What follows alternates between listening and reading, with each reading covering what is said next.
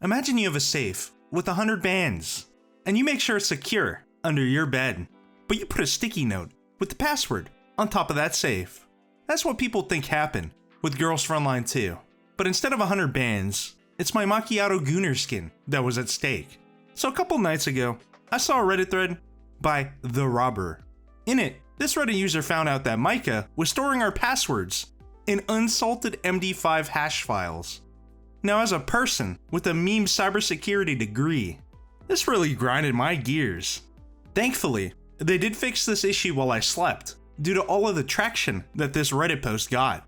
So shout out everybody who reported it, and shout out Micah for responding fast as hell. But I still want to talk about this issue, some of the misconceptions I saw, and how mad embarrassing this was for Micah.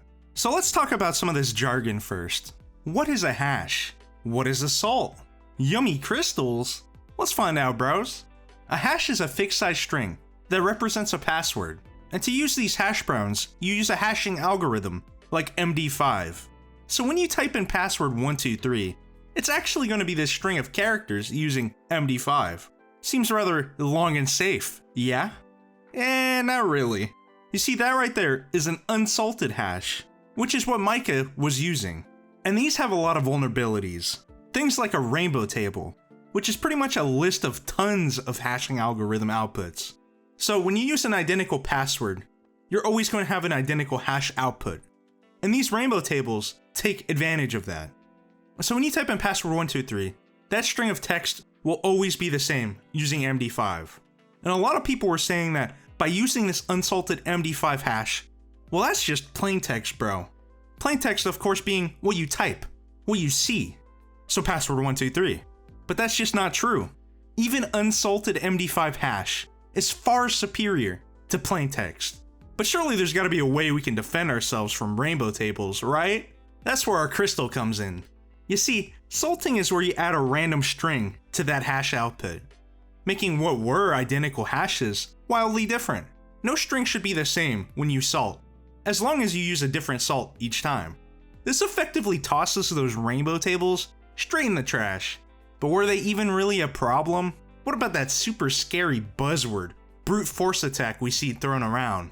So, the MD5 hashing algorithm is cryptographically broken, and it has been since at least 2008. So this shit's old, and using it unsalted is crazy. But rainbow tables aren't the main issue with using unsalted MD5 hashes. Even brute force attacks are not that scary, honestly.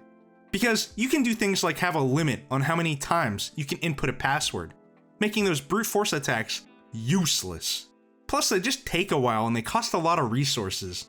No, the real issue with using unsalted MD5 hashes is that collisions exist. And these collisions can be used to make a bad boy hash work like your hash. It's like identity theft of hashes. And like I said, that shit is not plain text. You're not leaving the key to your car on top of your car. It's not that easy to get in, but they can still get in by breaking your window. So it was pretty sad that MD5 was using unsalted hashes to store our shit, but not for the reason a lot of y'all thought. But it's still so embarrassing, since those vulnerabilities have been known for so long. But I forgive them, cause this game is so goddamn good. Also, you guys are wilding by running these PowerShell scripts from these websites. Not saying that those tracking websites were sus, but running PowerShell or even CMD from a website is crazy. That shit can be dangerous.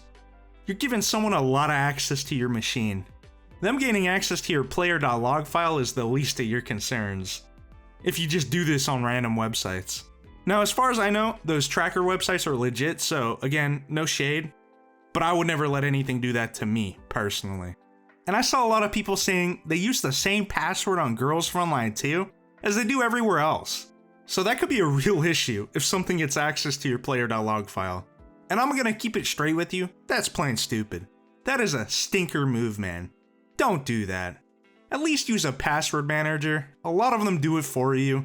I know player.log is not a problem anymore since they removed it, but never use the same password, seriously.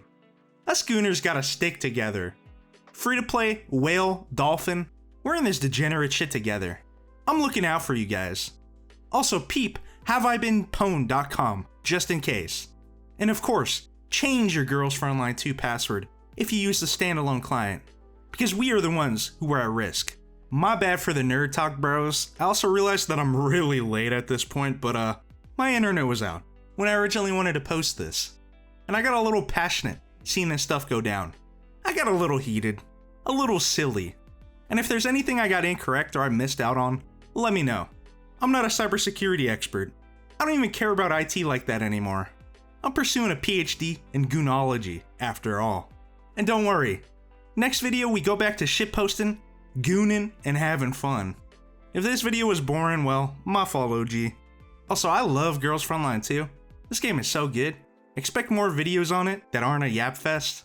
This password stuff was a little bit silly, but what can you do? TheArmedCandle out here geeking out.